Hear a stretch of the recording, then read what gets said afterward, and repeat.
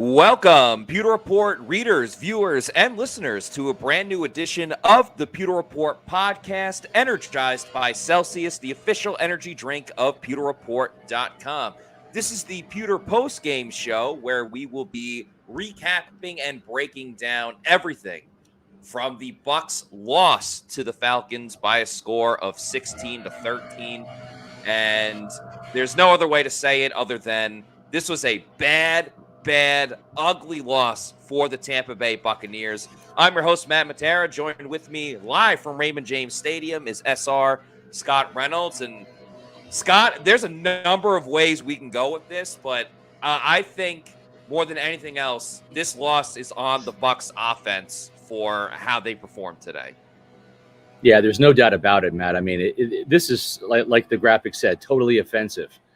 This offense has just simply regressed from the bye week. We saw 26 points. We saw 3 red zone touchdowns in that win at New Orleans. And we even saw some semblance of a running game. In that game, they ran for 114 yards. This team is just moving backwards offensively. Yeah. And there's no momentum, and it's awful. And it makes you wonder, too, and I can't wait to look at the film from this game.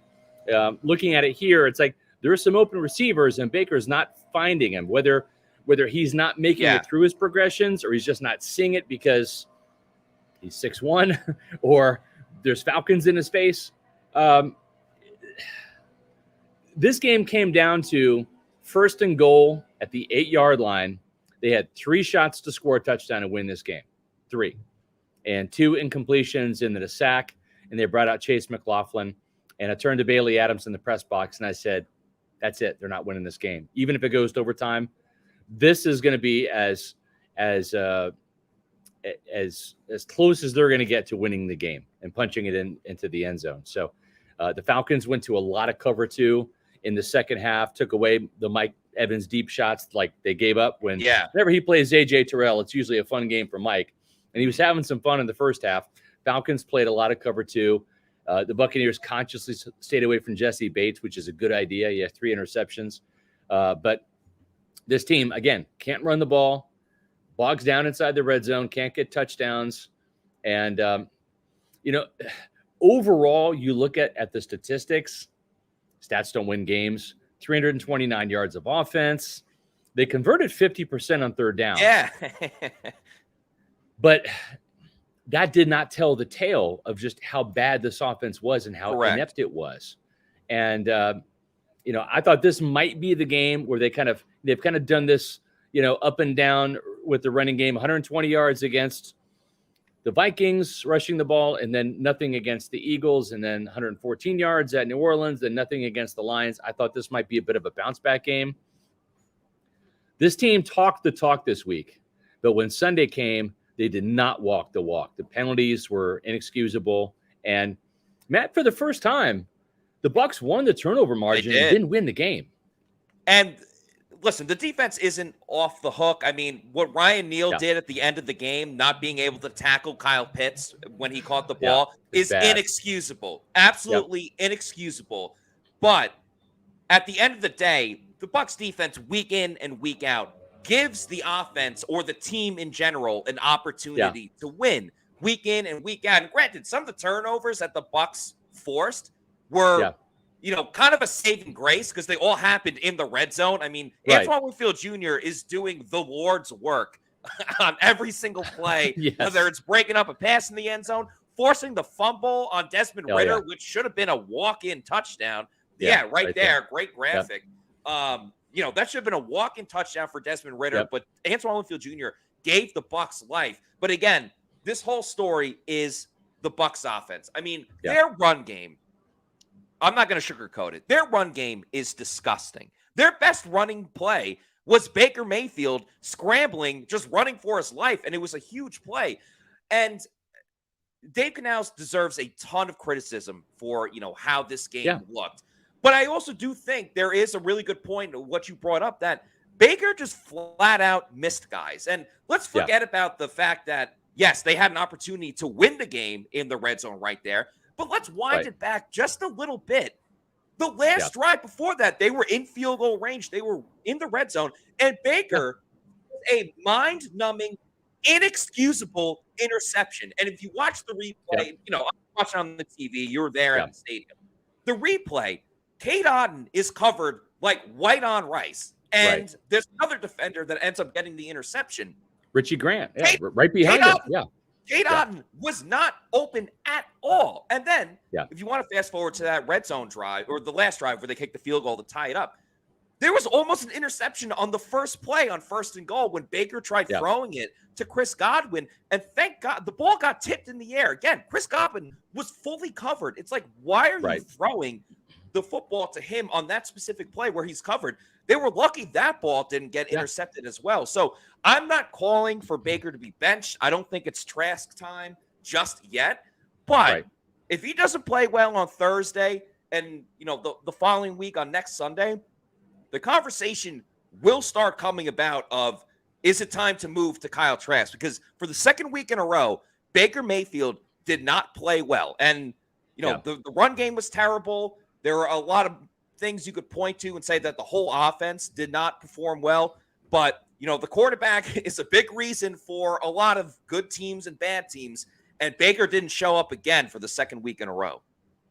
Yeah, and so just to address this from AJ here, this obsession with the inside run game has to be a Bulls directive. The odds are very low that two very different offensive coordinators would bang their head against the same wall. Well, there's a couple common denominators here, and one of them is not Todd Bowles. He has literally nothing to do with the offense, like nothing. Yeah, there's no Todd Bowles directive whatsoever. He is a defensive play caller. He's got his hands full. He entrusts the offensive coordinator to put together the run game. So here are the common denominators from last year. Offensive line coaches Harold Goodwin, who is the run game coordinator. That's a common denominator. Yeah. Rashad White, the running back, and Keyshawn Vaughn, the backup. That's a common denominator. Both of those guys were here last year. Robert Hainsey was the center last year. So if you look, the Falcons ran the ball plenty. Some of those runs were no gain, 1 yard, 2 yards, and some of those runs they actually broke against the Buccaneers between the tackles. The problem is, and I understand the premise of the question here, so I'm not dismissing it, but every time this team tries to run outside, okay, when you're talking about outside runs, what are you talking about? You're talking about perimeter blocks. Yeah. Cade Otton is an absolute awful run blocker. Like he gets blown up. We blew up we showed the tape during the podcast. Not to cut you off, but we showed the tape during the podcast this week. You and I broke it down, and Josh Capo did an even better job with the video on our YouTube channel. But Cade Otton struggling blocking wise. So like you have two tackles, but the tackles can't block everybody. It comes down to the tight ends, and they don't have tight ends that can block. O'Keefe, I'm sorry, I don't see the fascination with him. He is not a dominant run blocker whatsoever. Honestly, in my opinion, I would move on and find a different tight end because he's so one-dimensional. And then there was a play where I think Keyshawn Vaughn got tackled for a 4-yard loss. That was on Cade Otton getting blown up at the line of scrimmage and causing a negative 4-yard running play. So that's why they can't run. Then when you do break off a run, you have a 10-yard holding penalty on Trey Palmer calling back a 13, 14-yard running play. And I thought it was a ticky-tack foul. This officiating crew is known for a high volume of flags. It's a flag-heavy unit. And honestly, I never want to see him again because so many of the penalties were very ticky-tack. I even think a couple of the Falcons penalties, it seemed to be you're either calling penalties on the Falcons defense or the Bucs offense. It wasn't really much to do on the Falcons offense or the Bucs defense. But it was bad. And I don't think the personnel on this team is equipped to have that much better of a running game. I don't know that honestly that Harold Goodwin and Joe Gilbert are the offensive line coaches that can really, put together a strong running game. I mean, they come from the Bruce Arians system, which is pass first, it's pass heavy. He was the quarterback whisperer. Yeah. Okay. So some of the fault lies at the scheme, right? I mean, it's like Canales is the play caller, and he gets a lion's share of the blame as well. But Harold Goodwin's the guy designing the runs. Yeah. And I don't know. And I also think it's time to look at some different personnel. I think this team needs to make some wholesale changes to the running back room, to the tight end room. It doesn't hurt to bring in new people because some of the players, Keyshawn Vaughn, Keeft, Cade Otton, they're not getting the job done. Yeah. I'm not saying cut Cade Otton, but he's really a tight end 2, tight end 3. He's not a starting caliber tight end. And so to me, I'm just not terribly impressed with Matt Filer. I don't see any push from the big man. Give me Nick Leverett in there at left. Let's see what he can do. The left guard position, Matt, that position as a whole improved when Leverett was in there for Luke Gedeke last year. So I don't know, man. At this point in time, if you stick with what's working, what's the definition of insanity? Keep doing the same thing expecting a different result? Just saying. Yeah, and we'll get to a couple. We got some super chats coming up. Appreciate everybody in the comments. Appreciate the super chat. Kind of similar. Well, it is the run game because I'm talking about Rachaad White. Scott, I don't even know if you have the answer to this, but why is it when Rachaad White gets a pass thrown to him, he looks like he's Tyreek Hill and can break every single tackle, and it's unbelievable. But then you hand him the football, and he turns into someone that has like never played the game of football before. It does not make sense to me. Why he's so good at one. Yeah, he's so good at one thing and so pedestrian at the other. It does not make sense, and so many things have to change with this running game because nothing is working for this team. But let's get to the super chats. Thank you, Michael, for the $4.99 super chat, who says Baker didn't play great, but this mindset of Canales to have a 50-50 offense needs to be abandoned. Run game's bad, tired of 3rd and 5+ all the time. Michael, I think you bring up a great point because, Dave Canales came up this week and he said, we're all the offense is having these great conversations. They're communicating with each other. Yeah. And the big thing that Dave Canales said was, we're trying to win the division. So what he essentially was saying was, I haven't even shown all the things that this offense can do. And I get the idea of it. It's a good idea. But when you're not getting it done on a play-by-play basis, when do you draw the line and say, screw saving something for week 10 or week 11? We got to do this crap now because what we're doing right now is not working, and it's costing us football games. It cost them the game today because they could not run the ball. And then all of a sudden, when you got into the red zone on that last drive, that would be the one time you actually maybe should run it. And that's something that Dave Canales talked about, that I need to run the ball more in the red zone. And then they didn't run it at all, and that's why you had the 2 incompletions and Baker getting sacked on the last play. Yeah, I will say one thing and then doing complete different. Credit the Falcons, though. I mean, they did bring in David Onyemata and Calais Campbell, like 2 really big guys that aren't that much in terms of pass rushing. Although I think both did get a sack today, but they're really good against the run. So the Falcons defense came in today with the league's 10th best rushing defense, allowing 99 yards. The Bucs ran for 73. 31 of that was a Baker scramble. But to Michael's point about this, the Bucs came out throwing the ball, and they really weren't stubborn about getting balanced today. They really were not. I mean, and the numbers bear that out. They had 20 rushes today and 42 pass attempts. They passed the ball twice as much as they ran it, and they really didn't even run it that many times because Baker Mayfield had 3 scrambles on pass plays. So they really had 17 carries. And if you add in those 3, which were supposed to be passes, it ended up being Baker Mayfield scrambles. 17 runs, 45 passes. And honestly, I'm okay with that. I'm okay with that level of balance because, again, it did produce 329 yards. This team did move the ball. It didn't do squat inside the red zone, unfortunately. And it didn't do enough because of the penalties, the self-inflicted wounds. 9 penalties. Matt, what were we talking, 7 on the offensive side today? Is that right? 7 out of the 9, I believe. Yeah. Right. Yeah. So it's self-inflicted wounds. It's stopping drives before they start, essentially. And I'm okay. I actually thought that today's balance was actually what it should be. It should be 2/3 pass, 1/3 run, because stop banging your head against the wall trying to run the ball if it's not working. Now, some of those runs, like the 3rd and 1 down there, at that point in time where they had to punt, I think the Bucs were inside their own 20-yard line. I would not have ran the ball there. So it's deciding when to run. And the 4 carries for 7 yards to Keyshawn Vaughn.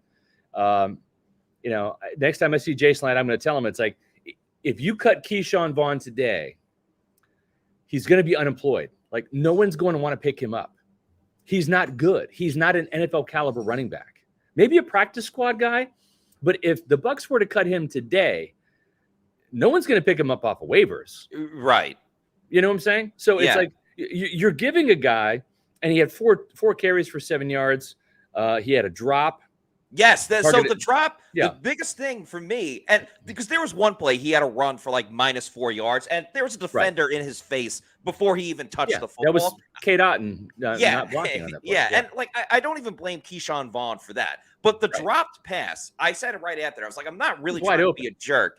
I'm not trying to be a jerk, but I was like, what value does Keyshawn Vaughn bring to this team that like Sean Tucker can't bring? Because he dropped a wide open pass. He's been doing that since he entered the NFL. Keyshawn Vaughn doesn't provide any value for this team. And I know it's a mean thing to say, but we got to call it like we see it. Yeah, I agree, Matt. It's the truth. And the truth hurts sometimes, but I'm not here to worry about people's feelings. I'm here to analyze Buccaneer football. Yeah. And I'm sure Keyshawn Vaughn had a great week of practice, though. I'm sure he was great in practice, and that's why he got the the carries as RB2. If you can't do it on game days, it doesn't matter what you do in practice. Right? Practice does have some value. I'm not saying just show up and play the games.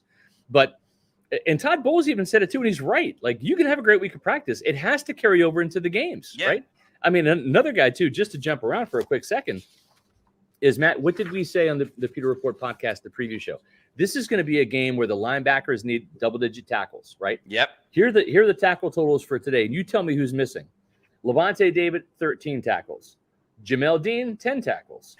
Ryan Neal, 10 tackles. Okay?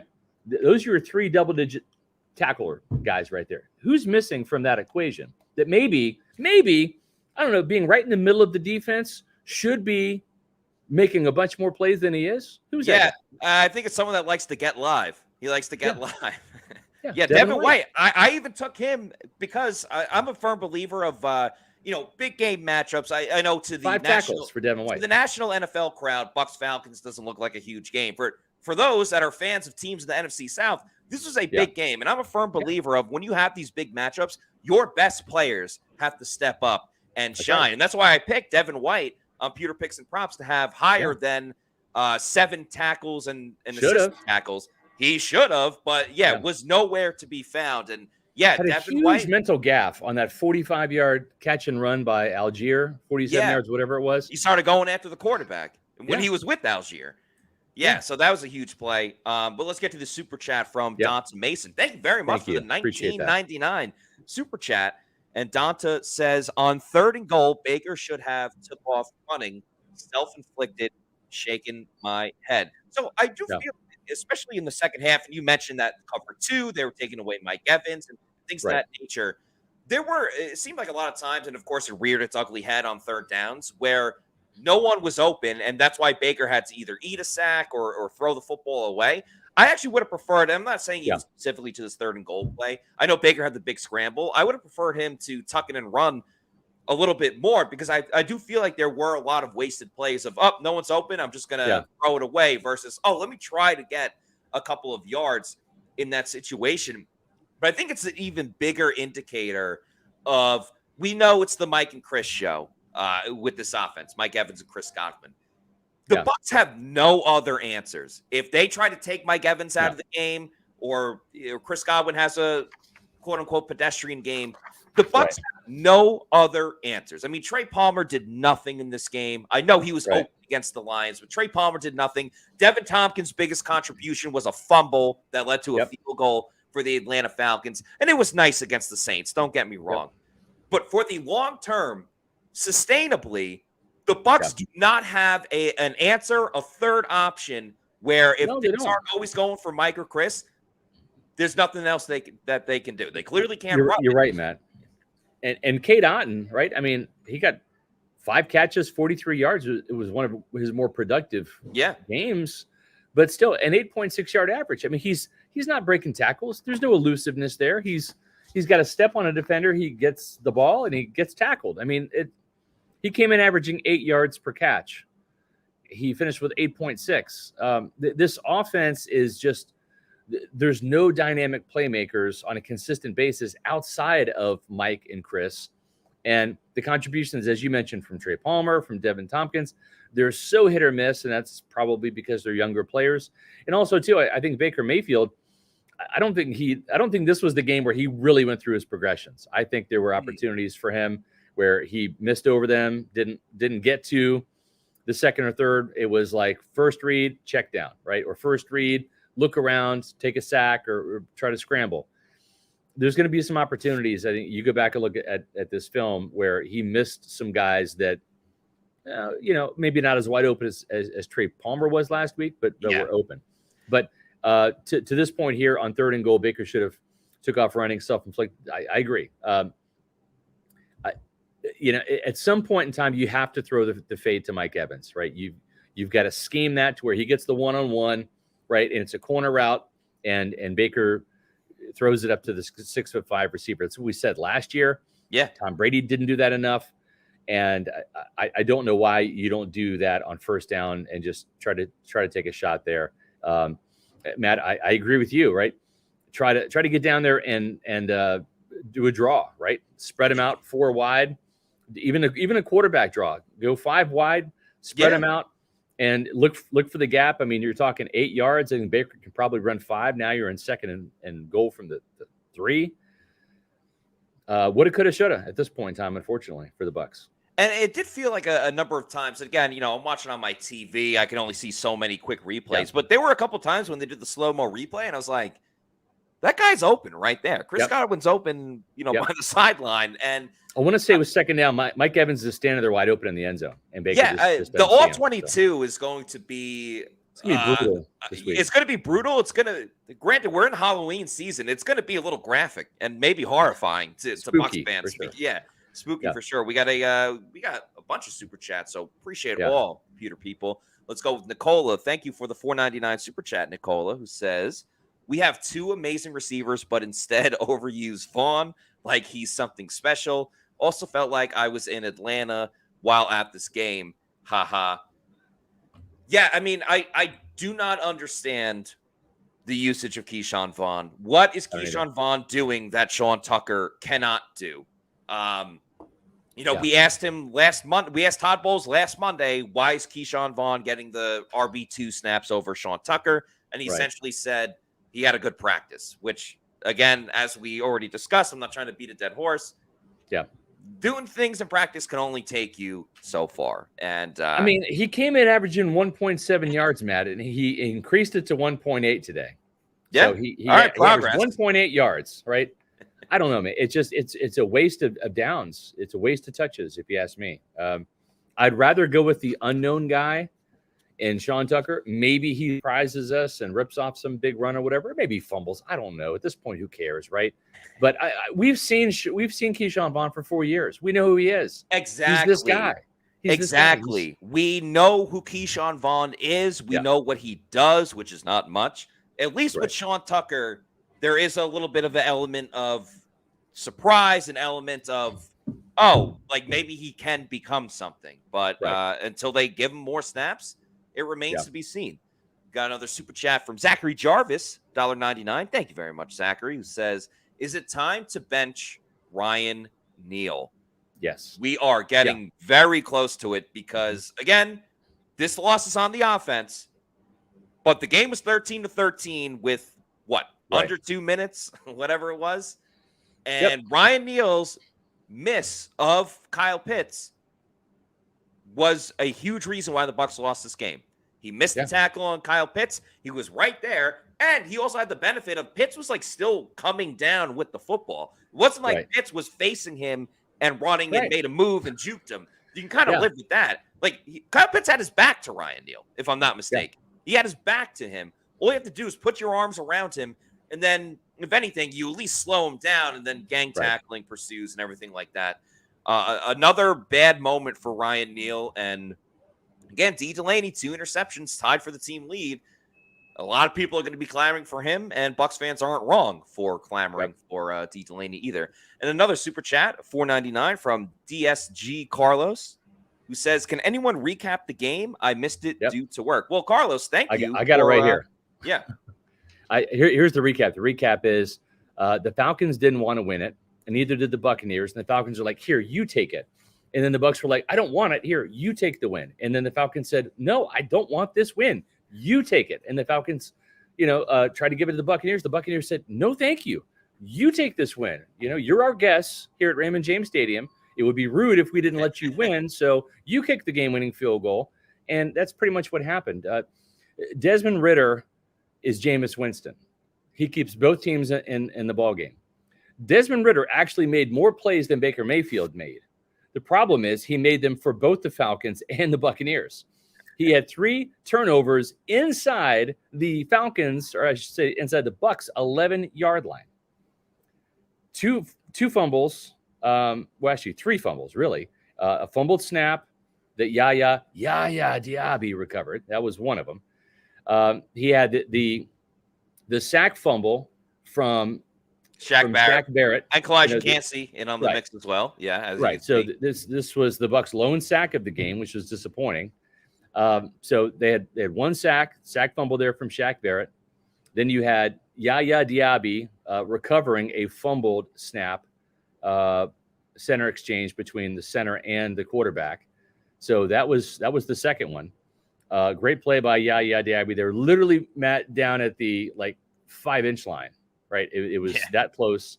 And then right at the end, you had Antoine Winfield Jr. being Superman again, punching the ball out of Desmond Ridder's hands right as he was about to cross the goal line. And for that, the Buccaneers got a touchback, no touchdown for the Falcons. And the Buccaneers went down and kicked a game-tying field goal. And it looked like this game might go in overtime, but as I told Bailey Adams in the press box, when they had 3 shots at the 8-yard line and didn't score and they had to kick the field goal, I said that was their only chance to win this game. They're not going to win. And that proved to be prophetic, unfortunately, but Winfield had a great game. 7 tackles, pass breakup in the end zone against Drake London on a fantastic pass breakup play, and then the forced fumble there. So if Antoine Winfield, I tweeted this out. If Antoine Winfield Jr. does not make All-Pro this season, we have to riot. Yeah, he is playing at such a high level. Give this man all of the money. The Bucs will have more money now because, you're not going to sign Baker Mayfield to a contract extension at this point with what he's doing. And thank you, Buck Wild, for this comment who says, hit that like, comment, and subscribe. Also join the chat. It is free. It absolutely is. Right. Yeah, please follow us on all of our social media. Help grow our YouTube channel, and it helps when you like and subscribe. It also helps. It could make you feel better with the way that the Bucs played today. You could feel better if you have a Celsius energy drink, which is the official sponsor of the Pewter Report podcast. Check out all the great flavors they have. Their newest one is the Cosmic Vibe, which is a sparkling fruit punch, but there are so many great flavors of Celsius. My personal favorite is the Arctic Vibe. The orange is great. The peach mango is awesome. Peach Vibe as well. Strawberry lemonade is in my top 5. There is no sugar, no post-energy drink crash or jitters that you might get with another product out there. So if you want to know where to find a Celsius energy drink, go to the Celsius store locator on their website. Punch in your address, and it'll tell you the closest geographical location to pick one up. It could be at your local Walmart, your Target, your health and fitness store, or maybe, just maybe, your bodega. And never gets old. And once you keep going to your bodega, you know you love it and you want more, that's when I would recommend getting the variety pack. Because variety is the spice of life. You can get it in bulk over at Amazon. Do the subscribe and save and have it sent to your residence whenever you want. You're in charge of it. It could be a week, month, quarterly, yearly, whenever. Just make sure you're drinking Celsius energy drinks. The official sponsor of the Pewter Report podcast. Make Celsius your number 1 pick. Yeah. So the good news for the Buccaneers is they play on Thursday night. They got to flush this game really quickly. And I think they came out of this game with the exception of Kayvon Merriweather, who had an ankle injury. But I think they came out of this game pretty unscathed. So they should be in pretty good shape from a health standpoint. Going to Buffalo. Buffalo lost to the Patriots. To the awful, maybe the worst team in the league, the New England Patriots. Yeah. So you would think that they're going to be pissed off, right? Because they lost the Patriots. You would think the Bucs would be pissed off. That was the whole conversation this week. The Bucs are pissed off. They lost the Lions.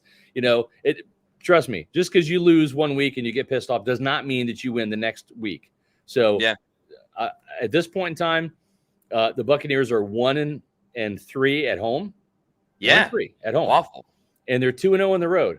Maybe they have some road mojo. I have no idea. One thing I do know for sure is this will be a very short, fascinating week. The game's on Thursday night. The Buccaneers will not hurt you next Sunday. You will not be hurt by this team next Sunday. Why? Because there's no game. There's no game next Sunday. The game's on Thursday. So next weekend, man, unless your college team loses, you're going to have a great weekend. Go to the beach. I'm going to Siesta Key next weekend. Okay. Hell yeah. So I'm just saying, like, the Bucs are not going to hurt you next Sunday. So if you're looking for, Mr. Sunshine here, that's your good news for the day right there from Scott Reynolds. So, having said that, Matt, in all seriousness, though, this team came off of their bye week, 3-1. Pretty good about where this team was after beating the Falcons, beating the Saints in New Orleans, right? 26 points on offense, 9 points held the Saints out of the end zone, got some takeaways. Baker had 3 touchdowns. The red zone was clicking. They had 114 yards rushing. This team was feeling pretty good about itself. Then the bye week comes, right? Now they've had 2 back-to-back home losses that have really kind of derailed the season right now. I will say this. Don't turn that dial, Bucs fans. I know that you wanted your team to get an early stranglehold on the NFC South title, right? It didn't happen. But like last year, this division is going down to the wire. It just is. Someone's going to win this division at 9-8. It may be your Buccaneers. Someone may win this division at 8-9. We saw it happen last year. The NFC South is not good. It just isn't, right? Yeah. The NFC South today, right? That's just what happened. and so hang in there. I'm not saying the Bucs are going to win this division, but I'm not saying they're not either. This is not a good division. On any given Sunday, any team in the NFC South can lose, including your Tampa Bay Buccaneers. We saw that today. So there's that. But, Matt, they have a little bit of a mini bye week now. Yeah. Right? The last bye week was after everything was all, we're good. Oh, we're 3-1. Oh, Baker Mayfield. Oh, just beat the Saints. Working. Yeah. Just beat the Saints. This is a mini bye. This is you have a weekend where you're not playing football, right? Coaches don't go anywhere. Report for duty. Yeah. Friday, Saturday, Sunday, figure this thing out because you got a lot of personnel moves to consider making on your roster and maybe Jason Light off your roster. And you got some schematic things to work on. So if there's a saving grace, it's that win or lose on Thursday night, they have an opportunity here with no game.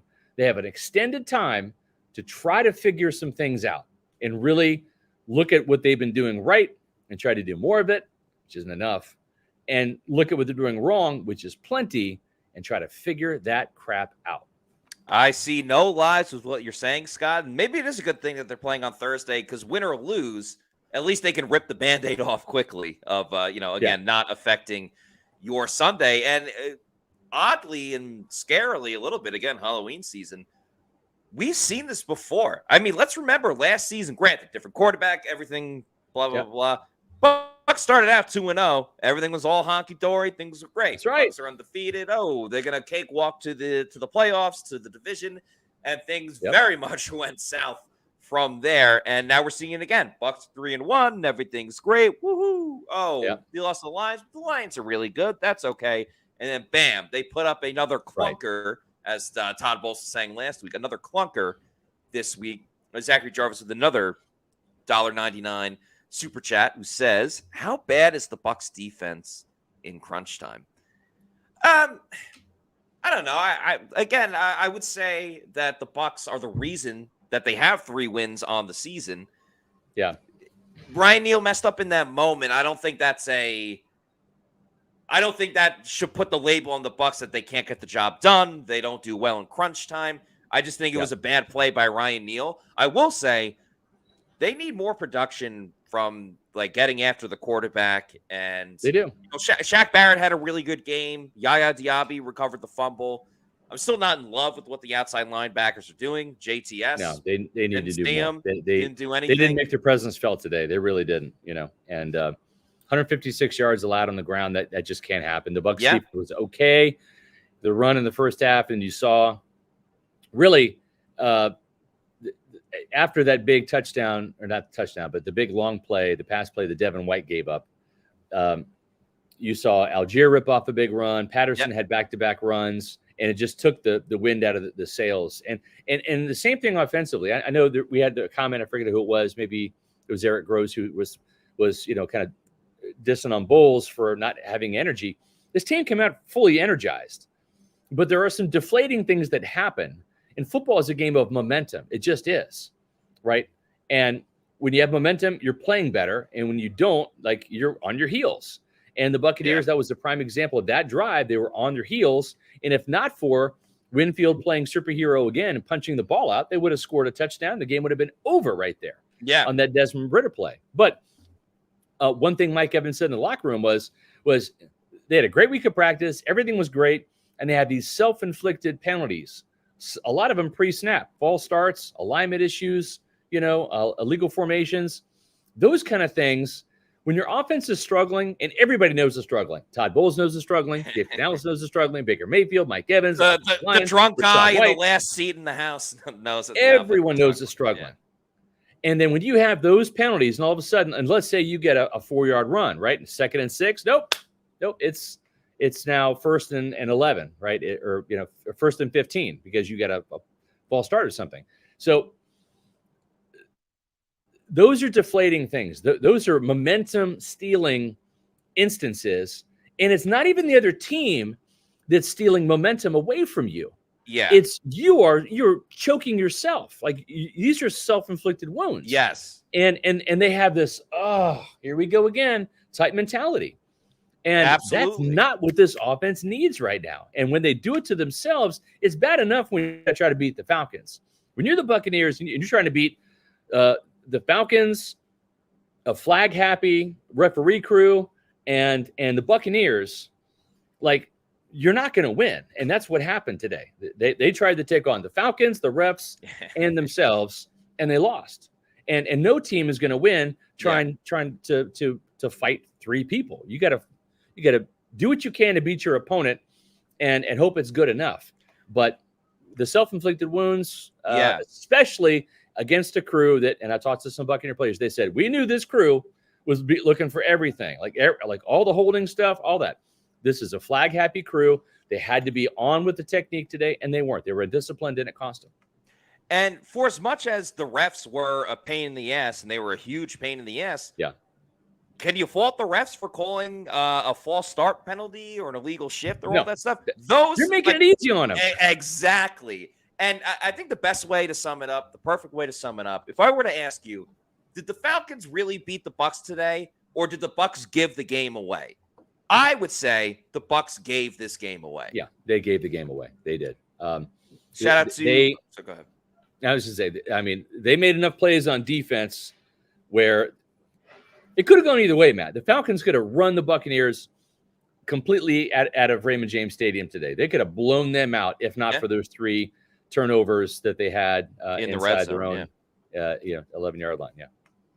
Yeah, and second week in a row where, you know, again, the score line will say that the Bucs allowed 20 points, but it's the second week in a row where the Bucs defense had to come onto the field in their own end zone inside the 10-yard line and held their opponent to a field goal. So really 16 points. But exactly. Anyway, let's get back to the super chats. Shout out to Meets McGee. Thank you for a $10 super chat who says, I'm done with Devin White. He's a liability in the pass. Time to look at Servase Dennis, who had a nice special teams tackle today. On passing downs, he plays when he wants. Everyone noticed his lack of effort versus the Ravens. I noticed it 2 years ago against the Bills. I mean, Devin White's not going to be benched.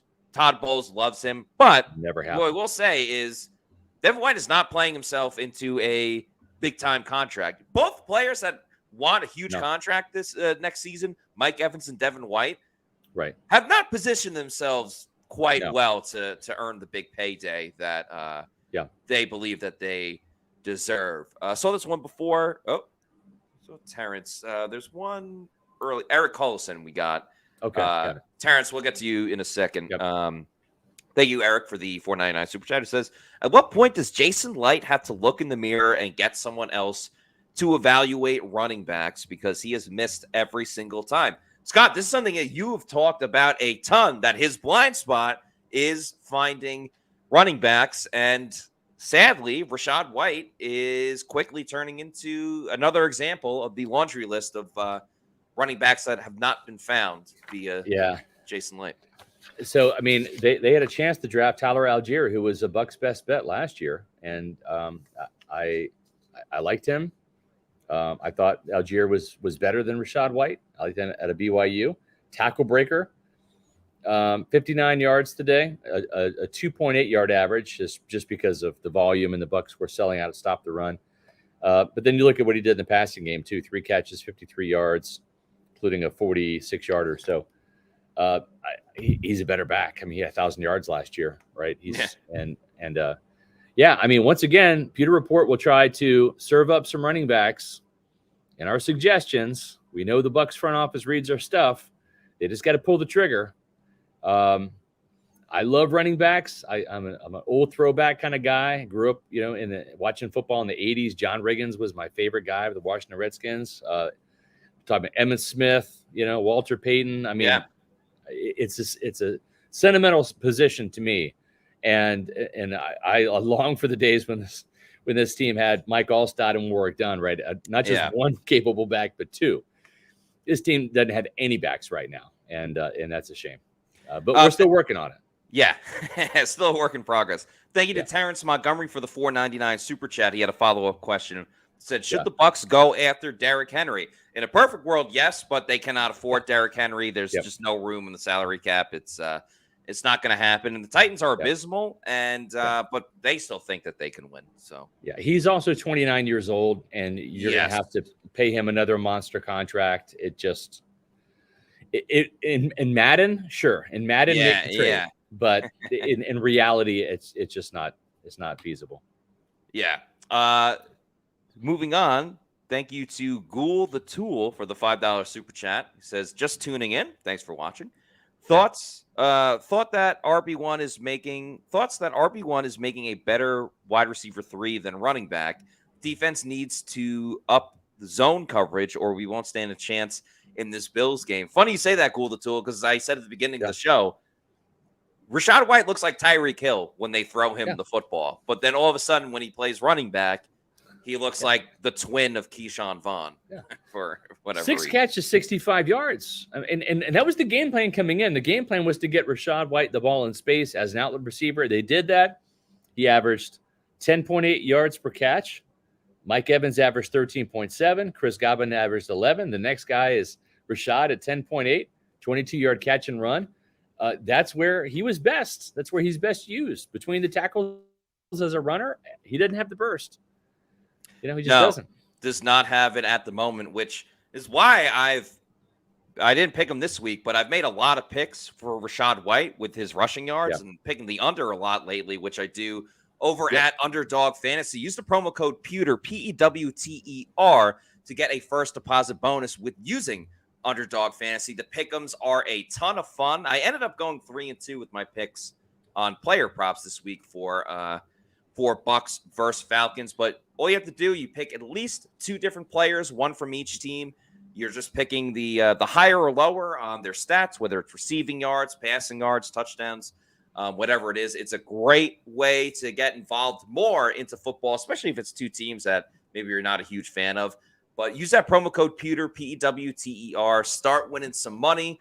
The pick'em's great. The Rivals is fun. They got a lot of in-game tournaments as well. And they also do it for more than just football. I mean, obviously football is the best sport, but you can do it for a variety of different sports as well. So Underdog Fantasy, use that promo code Pewter, PEWTER. Shout out to Underdog Fantasy. Yeah, just a comment here from Luke. Do we lose 3 in a row, or do the Bills lose 2 in a row?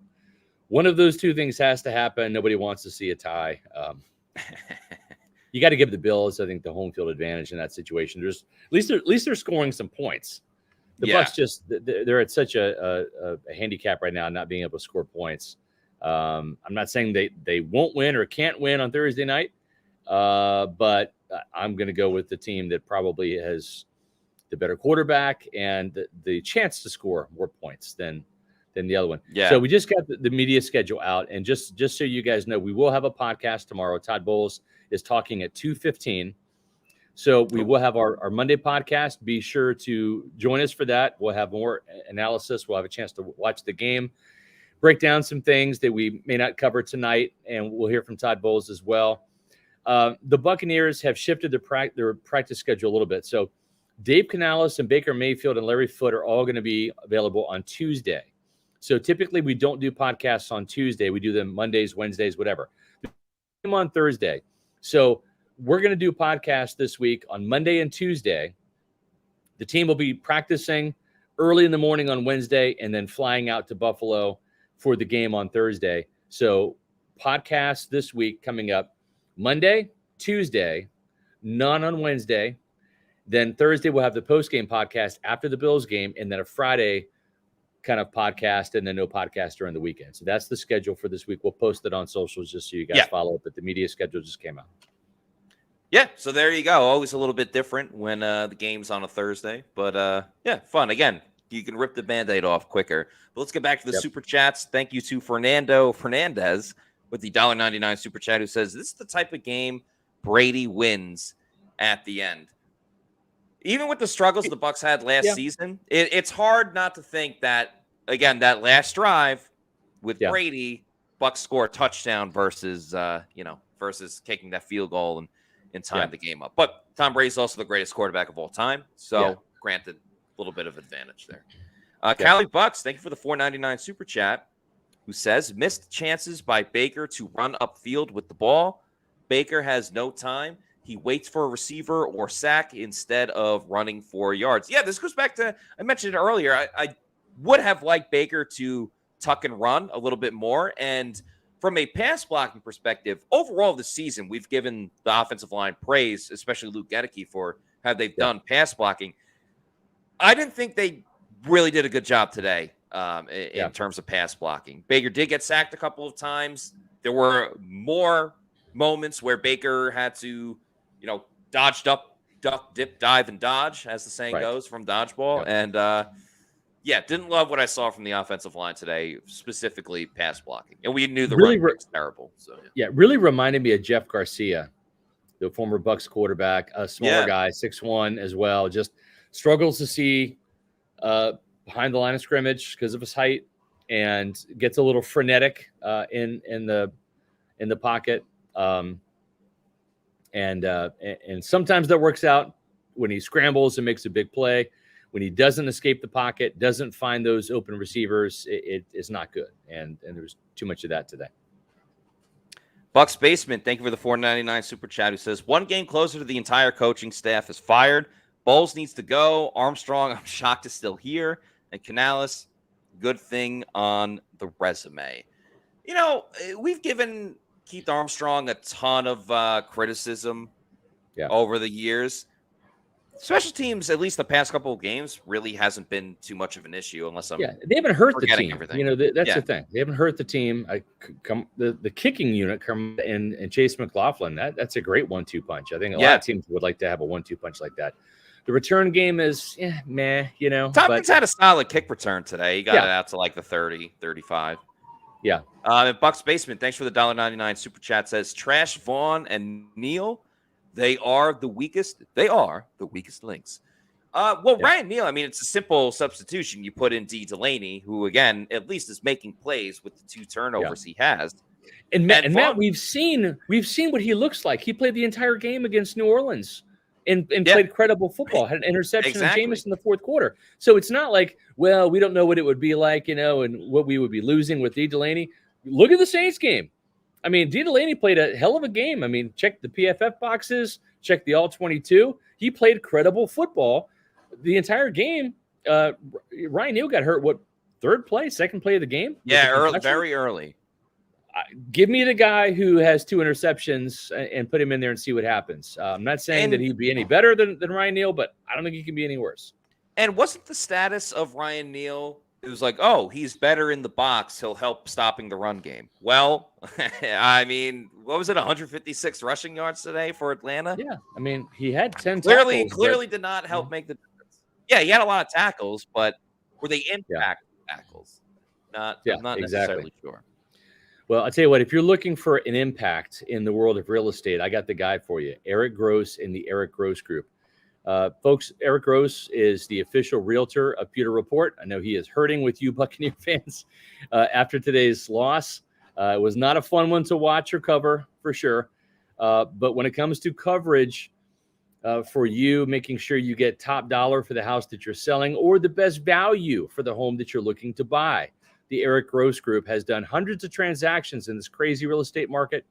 And with interest rates going up to 8%, boy, you need a Pro Bowler on your side to make sure that your mortgage isn't out of control, to make sure that you are, getting the best value that you can in your real estate purchase.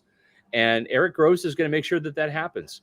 He's an avid Pewter Report reader, Tampa native. His father was stationed at MacDill Air Force Base. He and his team have got the market knowledge, the top-notch communication, the commitment to excellence that serves you and sets them apart. With a strong team of vendors and a network of 85,000 agents across the country. If you're moving to the great state of Florida, Eric can help you sell your home where you are and buy in Florida. If you're leaving the great state of Florida, he can help on both ends of those transactions, or whether you're moving around the state of Florida, turn to Eric Gross in the Eric Gross Group. Make sure that you check out the website, housesinfla.com. It's a great website. I love the layout. Check out their inventory, housesinfla.com. Give Eric a call at 513-907-4271. No matter where you are in your home ownership journey, you're going to feel welcome with the Eric Gross Group, the official realtor of Pewter Report. Once again, housesinfla.com. By the way, shout out to all the Pewter people today. I know it was a very frustrating loss for the Buccaneers, but you guys still turned out with a huge audience, a ton of great. Yeah, we're in this together, guys. Yeah, we are in this. Yeah, we're trying to find a solution. We don't necessarily have an answer to that solution. Cut Keyshawn. I can't run the ball. I'm not fast and I'm old. Okay, Matt, I don't think you're the answer either. You got 20 years on me, but I don't know that you can do much behind this offensive line and the tight ends right now. You can't forget about the tight ends. They're a culprit too in this running game. Matt, just final thoughts again. If you're looking for the ray of sunshine, if you're looking for the hope, they do have that little mini bye this weekend. Yeah. Give them an opportunity to really maybe hone in and drill down on some of these things and get things corrected for the long haul. This is game 6 for the Buccaneers in week 7. They have 11 more games. 11 more. A lot can and will happen. This division is up for grabs. It was up for grabs last year. The Panthers are going nowhere fast. The Saints, I think, are spiraling. The Falcons have a little bit of hope right now. That can be a very fleeting thing. So there's going to be a rematch later in Atlanta. The Bucs are going to have to split with the Falcons to win the division. They know that going in right now. So this thing went down to the wire last time, Matt, right? It went down to week 17. Mm-hmm. Bucs and Panthers. The Bucs won the NFC South here on this field by beating the Panthers. They trailed that game at halftime. Bruce Arians got inducted to the Ring of Honor, and they won the game. They ended up losing a game the next week. Didn't change their playoff positioning at all in Atlanta. But it did give Desmond Ridder a win. And he's now 2-0 against the Buccaneers. So they got some business to take care of. They got some work to do against the Falcons, but they got to continue to get NFC wins and stack those up. They got to somehow find some offense and find a running game and find some touchdowns in Buffalo, Matt, on Thursday. Yeah, and I'm trying to stay level-headed with it because we do have to remember the Bucs are only 6 games into the season. Now, if there are similar issues in, let's just say, week 12, then there are major concerns. But I do want to keep a level head of, like, they are still figuring things out, and this defense will be the catalyst of this team for the next month or so. So with that in mind, by the way, this guy is probably having a great day because the Baltimore Ravens absolutely pummeled the Detroit Lions today. Shout out to former Bucs offensive coordinator Todd Monken, who probably this isn't the Todd Monken, but nonetheless, thanks for the $10 super chat, Todd, who says, "Be patient, Bucs fans. When I take over as head coach, I'll overhaul the staff, run game, install a winning culture, and will oversee an innovative, creative, adaptable offense. Which QB do y'all want me to draft?" Yeah, Todd. Todd, that would be great. You could have texted me that rather than give us a super chat, but we appreciate your $10. All kidding aside, Matt, to your point, last year the Buccaneers started off 3-5. They were 3-5 before getting a couple of wins against the Rams and the Seahawks to even their record before going into their bye week. So they were even worse off last year. They were 3-5, right? They're 3-3 right now. They still won this division. I'm not saying that they're not going to win 9 or 8 games this year. I think that we predicted 9 and 8. It's still out there for them. I think it's still attainable. I don't think with losses like this, I don't think that you're going to get 10, 11, 12 wins because you really got to stay on track. You got to win the winnable games. I think this was definitely a winnable game that they let slip out of their hands. They cannot let that happen anymore. They're going to take their lumps against the 49ers, might even take their lumps against the Bills on Thursday night. But you got to handle business in the AFC South. You got to finish business in the NFC South. And if you do that, the division is still there for the taking. You get a playoff berth, and who knows? Maybe you're right, man. Maybe they figure some stuff out on offense the end of the season, whether it's Baker Mayfield, whether it's Kyle Trask, who knows? But 11 games left, still a lot of football to analyze, cover, digest, and maybe enjoy. I don't even think we'll be able to make a prediction about the NFC South until like week 15 and be like, oh yeah, it's down to these two teams. Like it very much may come down to that. Like even like the Saints alone, they annihilate the Patriots a week or two ago, and then looked like their offense looked worse than the Bucs offense when they played on Thursday against Jacksonville, to the point the fans were booing. It was loud. It was audible. And then, like, I don't know, they figured it out late in the game because football's crazy and crazy things happen. So, I mean, this game, obviously, really, really tough for Bucs fans. Yeah.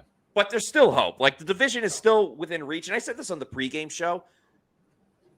The biggest impact would be, like, there's more of an impact if the Bucs won today and had a 2-game lead over everyone else versus the Falcons winning today and the Bucs are, essentially tied or they lose one little tiebreaker. So overall, it's a crappy loss, but it's not like everything is still within reach for the Bucs. Still in front of them. Everything's attainable. It is. Exactly. Yeah, absolutely. We're going to be back, folks, tomorrow at 4:00. Make sure you're there for this fun little thing we do at 4:20. It's called, what's it called, Matt? It's called Roll Call. We love interacting with the Pewter people. We have a great turnout every single week. We just, it's a fun thing we do where everyone comments where they are watching the show from, whether you're in Florida, the United States, or international as well. So we love doing that, interacting with the Pewter people. We'll do that on tomorrow's show.